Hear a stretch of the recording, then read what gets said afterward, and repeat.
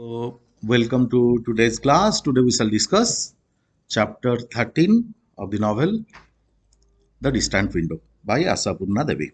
So let us find out what happens in chapter 13. In chapter 12, Nando has expressed his desire and he has already made a plan to kill the Sahib. So, of course, he was not very serious about it when he made the proposal or when he conceived this idea. But Parvati thinks perhaps he is very serious about committing a murder. So Parvati becomes a little uh, alarmed. She becomes a little, she feels guilty because it was she who incited her husband, who made her husband angry, as a result of which he is now going to commit a murder. So let us find out what happens in this chapter. Now, after that, uh, Nando is her husband, Parvati's husband. Nando and the Sahib, they go to the lonely spot where the boundary is being drawn between Bihar and Bengal. So Parvati is found searching for her husband Nando and the Sahib. She was informed by some peons that he had gone to the border with the new boss. So new boss is Manas Mukherjee. Manas Mukherjee, the officer who is in charge of demarcating the boundary between Bihar and Bengal. So some people informed her when she went and inquired where these two people had gone, where Mr. Manas Mukherjee and Nando had gone. Some people told that they were there at the border. Nando had accompanied the Sahib to the border, where the land was being surveyed anew. Anew means newly. Once again, it was being surveyed to fix the border between Bengal and Bihar. That was the bone of contention. You can say it was the point of dissension, dispute between Bihar and Bengal. So he had gone to fix the border. So some people inform Parvati that they have already left. The disputed area of land was small, but the responsibility on Mr. Mukherjee was very heavy. It was a great responsibility on him. And discord over this bit of land could any moment lead to a riot. So, a riot could be there, a fighting could erupt. People of these two areas, border villages, could fight with each other. So, if he made the slightest mistake, if the slightest mistake was made, then there could be a fight between the people of Bihar and Bengal. The Sahib had gone away in his car with the attendant accompanying him. So, who is this attendant? Attendant is Nando. So, Nando and the Sahib, they had left for the border area where the disputed land was there. When people asked how she was going, that it was far away from the office. It was far away from the survey office, and therefore, when people asked her how she was going that far away in search of Nandu and the officer, she said that she was in great trouble and she must reach there at any cost. She had to reach the spot. She had the responsibility of saving the officer, and she had also the responsibility of preventing her husband from committing a murder. So she says, I have to go there anyhow. They helped her to get into a truck which was going that way. So she takes a truck that was going that way. Nando was very keen to get the Sahib to a lonely spot, because it was only at a lonely spot he could commit a murder. You can commit a murder when people are around. So he was interested in taking the Sahib to a lonely spot. He takes him to a lonely spot, and after some time he gets an opportunity to talk to the Sahib. Let us find out what he says. His intention was to commit a murder. His intention was to kill the Sahib for interfering in their lives, for developing a kind of intimacy with his wife. But let us now find out what he does.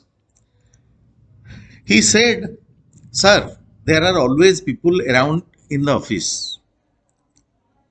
So in the office, I don't find you alone. There are people. There is always a crowd around you. There are other officials. I never find an opportunity to talk with you. I was saying, if you need, sir," so he was saying something, "Sir, if you need something, if you need something, I have an offer to make. I have an offer to make, and if you need it, I am going to help you. I am going to help you." Nandu knew. Nandu knew this was the way to win the favor of the Sahib. So Nandu was that kind of a person. He was only interested in winning a favor from the Sahib. He was that sort of a person. He always intended to make the Sahib happy. He always intended to make the Sahib happy.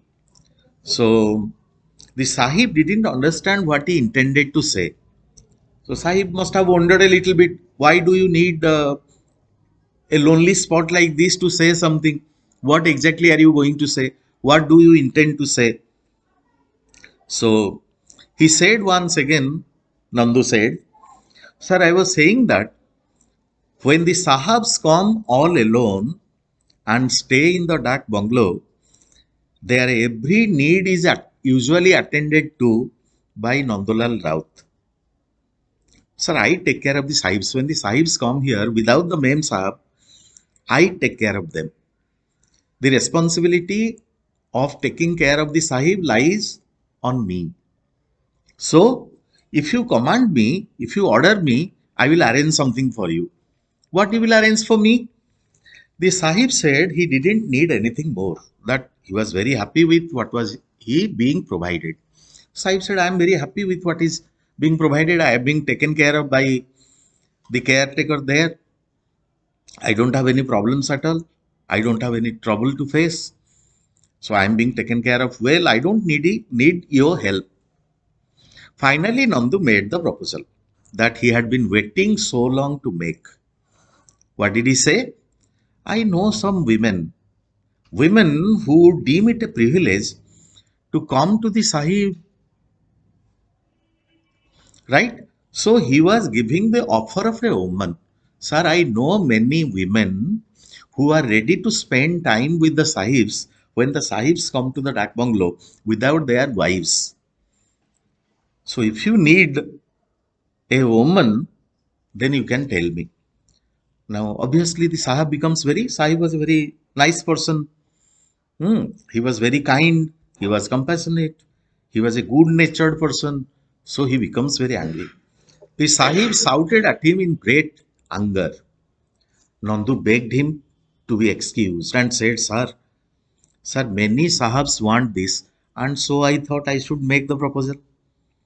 Sir, usually the Sahabs, when they come without the Mem Sahab, this is what they want. And it is my responsibility to provide them with, to supply them with women. So I thought you would also need a woman. So that's why I was making this proposal. Mr. Mukherjee roars. He shouts, "Don't you dare repeat this again in my presence. If you do, I will settle you. Right? I will punish you." Huh? So I am not like the other sahibs. I am a different sahib. So don't try to make this proposal once again. If you make this proposal once again, then I will settle you. I will punish you.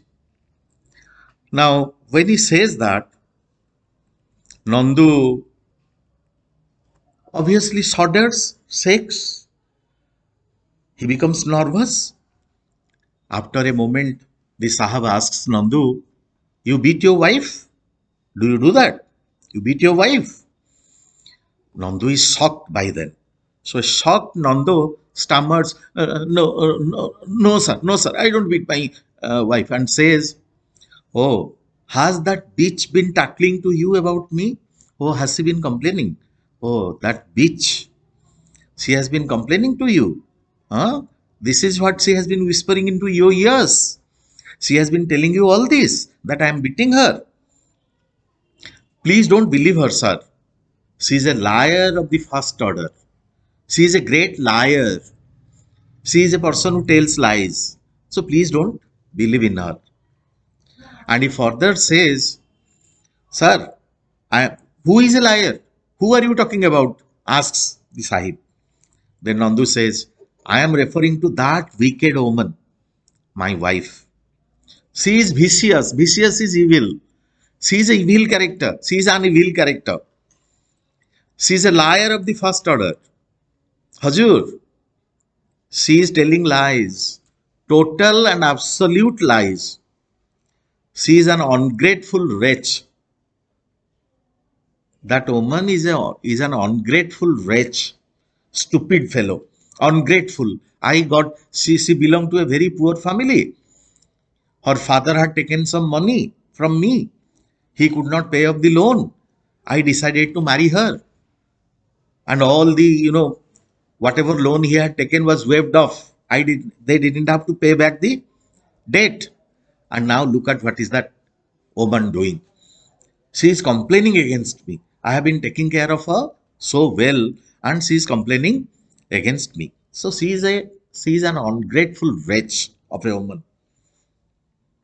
Now Parvati had already reached that spot. She was hiding behind some bush, listening to the conversation. She immediately appears before Nando and the Sahab. Suddenly, Nando is startled to see Parvati in front of him.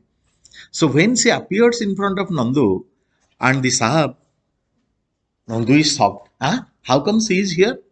How did she know that we have come to this spot? How she came? This place is far away from there, from the office. How did she come here? She looked like a witch, perspiring. Drops of sweat were running down. She had taken a truck to come here. Then she must have walked some distance from the main road. So she was perspiring. It was very hot also. So she was perspiring, sweating. She had almost become wet with sweat. Her hair was covered with dust. Her eyes were shedding fire, burning, burning red. Eyes had become burning red in color. So she looked like a witch. And Nando was shuddered. Nando was shaking violently. Nando had become very nervous. He had become fearful. Suddenly, Nando is startled to see Parvati in front of him. She looked like a witch, perspiring all over. Her hair was covered with a layer of dust. Huh? Her eyes were shedding fire, burning. It had become red. Eyes had become red. Parvati complains to the Sahib. Sahib, he is telling lies. He is a big liar. He thrashes me, beats me mercilessly. So he is an unkind person.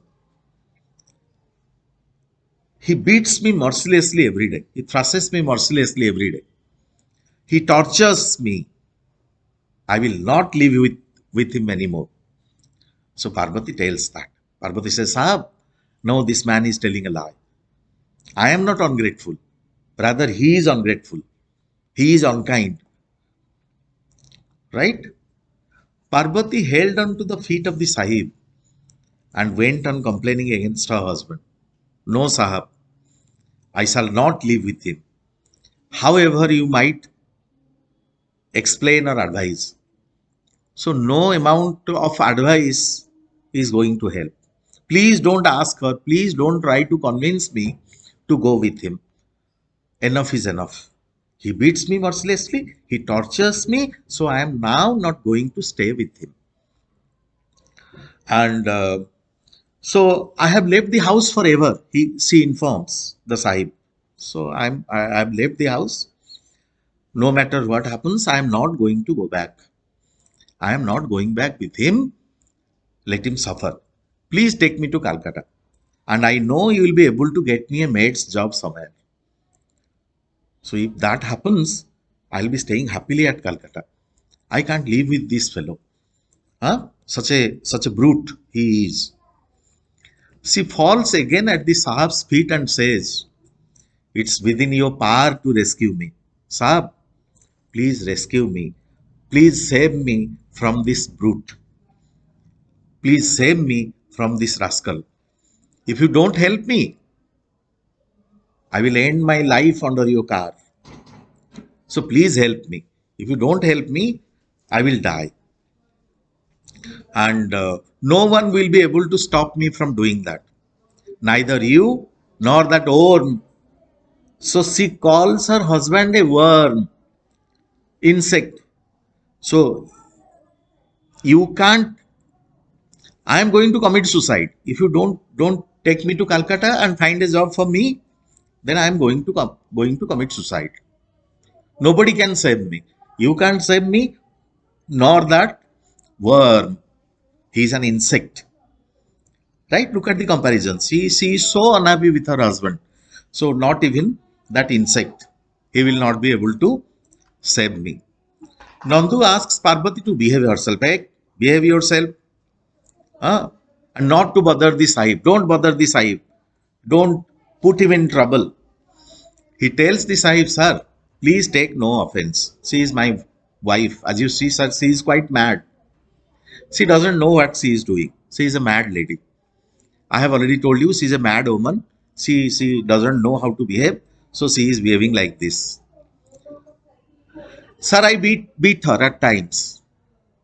Now, because she behaves this madly at times, irrationally, illogically, I have to beat her at times to discipline her. This is why I beat her. I beat her at times. Yes, I do beat her at times, but this is because I want to discipline her. I want to teach her a lesson because she behaves this madly at times, as if she is a crazy fellow, mad fellow. Parvati looked like a mad woman who had lost her mind. She said, never there, never again. I have left that home. I have no inclination to slave day and night for a worm. Sir, he is a worm, he is an insect, and I have no desire to work for him. I slave throughout the day and night. I work very hard like a slave. Slave is usually a noun, but here slave has been used as a verb. So she says, no, I am not going to work for him day and night, slave for him day and night.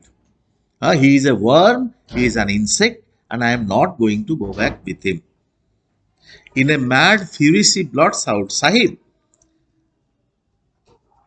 he is actually a worm. Is he a human being? He is a cockroach. Right? She is so angry with her husband that he calls him a cockroach. You know what kind of a person he is. You are a sahib. You kick him. He will lick your boots. He will clean the mud of your shoes. He will lick your boots. He is that sort of a person. Right? He will show that he is a servant. He is servile. Servile is someone who behaves like a servant. So he won't react. That man never reacts. Hmm? I had come here to save your life from this assassin. Sir, you know what kind of a plan he has made? He made a plan to kill you. And I have come here to save you from that assassin. Assassin is a killer. He is a killer. He has made a plan to kill you. He deliberately brought you here to this lonely spot so that he could murder you. He is an assassin. I have come to save you from that assassin. I thought he was really going to kill you by staging a car accident. He is worthless. He has no guts. Right? So she threatens to disclose the plans of Nandu if he acts smart with her. Then he says, when Nandu says, no, don't behave like that. Don't talk like that. She says, I am going to expose you today. I am going to tell everything to Sahab. You wanted to kill him. You wanted to stage a car accident. I want to tell everything to Sahab. Why did you lead Sahab to this lonely spot then? If you didn't want to kill him, what was your motive? What was your motive? Why did you bring him here to this lonely spot? You have brought him to this lonely spot so that you could kill him. Huh? To assure him, oh, you brought him here so that you can assure him that you could supply him with a cheap omen? Was that why you brought him here? No, that was not the purpose. The offer that you have made to Sahab, the proposal that you have made, that you can bring women, supply him with women at night, was that why you brought him here? No, that was not the purpose. The purpose was to kill him. He tells the Sahib, at home he boasted of killing you, and here he is licking your boots. Right? Sahib, he wanted to kill you. He wanted to murder you. But look how he is licking your boots here. Now we find that Parvati behaves in a very silly manner. What was the purpose? What was her purpose? What was there in her mind? We don't know. Did she want to save the Sahib? If she wanted to save the Sahib, why she wanted to save the Sahib? Why she is telling, sir, he wanted to kill you, but he is licking your boots here. So if her husband changed, why is she unhappy? Is she unhappy? Was she so much concerned about the Sahib? One usually supports her husband. A woman usually supports her husband. She could have prevented her husband from going out in the morning. She didn't do that. Was she trying to prevent her husband from committing the murder? So the chapter ends with a few questions. Did she want to prove to Mr. Mukherjee that all the women were not like his wife? Mr. Mukherjee's wife had divorced him. But was Parvati trying to prove that there are different kinds of women who come to your help, who come to help the men when there is a need? What exactly she was trying to prove? Did she want to enact once again the glorious role of a lifesaver? Once she had saved the life of the Sahib when Dasarath had brought rat meat to be served during lunch. She informed this to the Sahib and saved him. She said, Sahib, this is poisonous for you. Please don't eat this. This is all right for us, people like us. But you are a Sahib. You will not be able to digest this. So please don't eat it. This is poisonous for you. So what was her intention? There is a kind of mystery about this Parvati and the way she behaves. That is what the novelist is pointing out at the end of this chapter. This is chapter number 13. So in the next video, we shall go to chapter 14.